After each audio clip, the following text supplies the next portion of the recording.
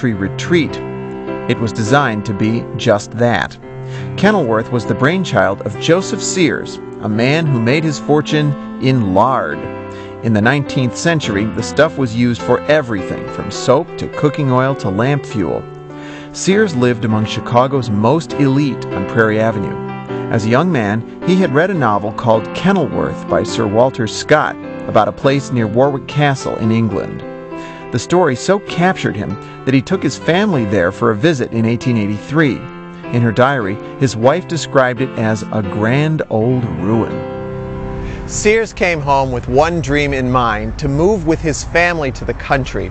When meatpacker Philip Armour bought his company in 1887, Sears retired at age 44 and started looking for property where he could build a country estate. By 1889, Sears was building not just a country estate, but a whole country town. City planner Franklin Burnham laid out the streets northeast to southwest, so each house got sunlight. Franklin Burnham also designed the famous train station in the heavy stone style called Richardsonian Romanesque and the Kenilworth Union Church. According to the Architectural Album of the North Shore, this was America's first non-denominational community church. The streets were originally named for American authors, but Sears had them changed to the English and Scottish names from the characters and places in the novel Kenilworth.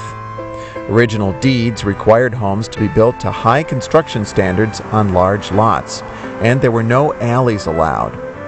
The rules also restricted sales to Caucasians only. The Kenilworth Company provided transportation from Chicago for prospective homebuyers via a private railroad car and treated them to picnics and teas. Renowned architect George W. Mayer designed several Kenilworth homes, including his own. The eclectic exterior is a departure from his more familiar prairie-style work, such as the Kenilworth Club, which is listed on the National Register of Historic Places. Kenilworth really didn't like the idea of a streetcar running through town. They didn't think it fit with their image. They became a missing link on the North Shore Electric Line. Passengers traveling between Chicago and Milwaukee had to get off the train in Wilmette, walk through Kenilworth, and get on another train in Winnetka. Later, Sears got the railroad to donate a fountain and other improvements in exchange for granting a franchise.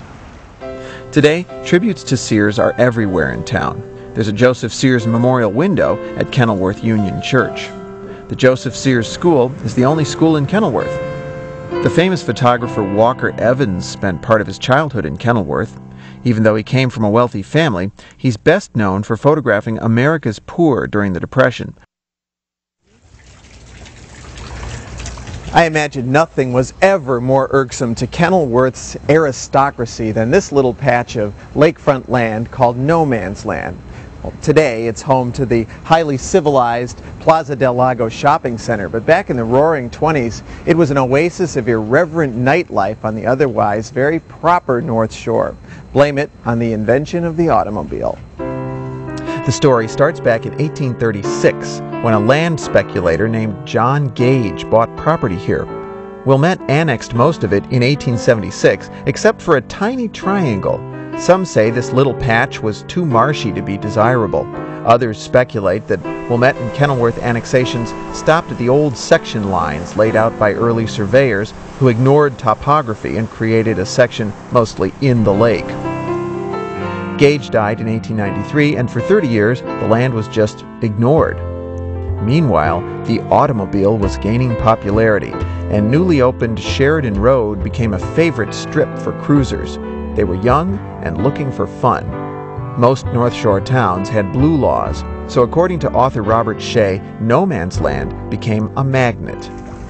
Shea writes that No Man's Land was the only unincorporated land along Sheridan Road from Chicago all the way to Waukegan, so it could develop unhampered by municipal codes.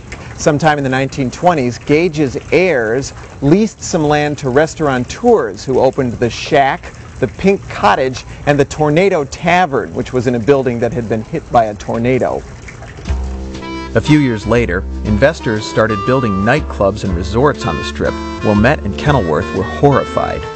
A local paper described the mysterious developers of the beach club Vista del Lago as Hollywood interests and Chicago sportsmen. One of the Hollywood investors was Lillian Gish.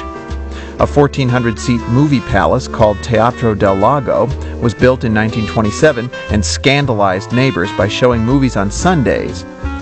There was a modern car-oriented shopping center called Spanish Court.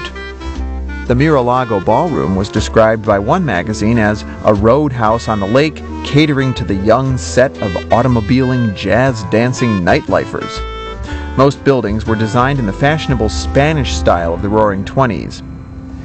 If there was ever any pretense about a high moral character in no man's land, it ended with the Depression. Several of the clubs went out of business. They were quickly replaced by gambling halls and speakeasies.